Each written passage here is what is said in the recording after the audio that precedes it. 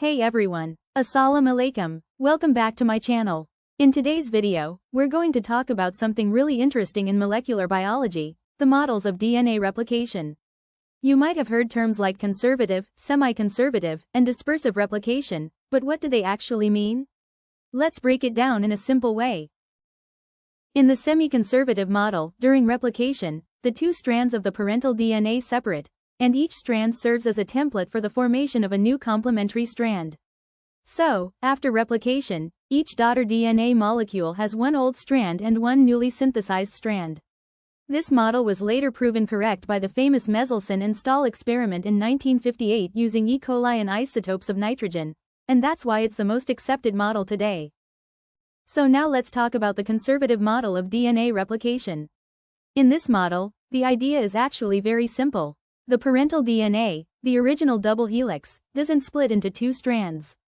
Instead, it stays completely intact, just like it was before. What happens is, this original DNA acts like a template, and a brand new DNA molecule is made next to it. So after replication, there are two DNA molecules. Right finger one is the old one, the same original parental DNA, right finger, and the other one is the new one, the freshly synthesized copy. That's why we call it conservative, because the original DNA is fully conserved, nothing happens to it. But remember, this model was later proven wrong. The famous Meselson and Stahl experiment showed that DNA replication is actually semi-conservative, not fully conservative.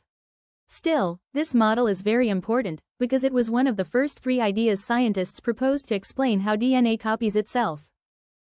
In dispersive model, imagine the original DNA double helix like a thread that breaks into small pieces.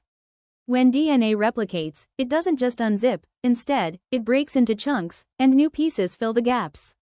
So, after replication, each daughter strand is a mix of old and new segments.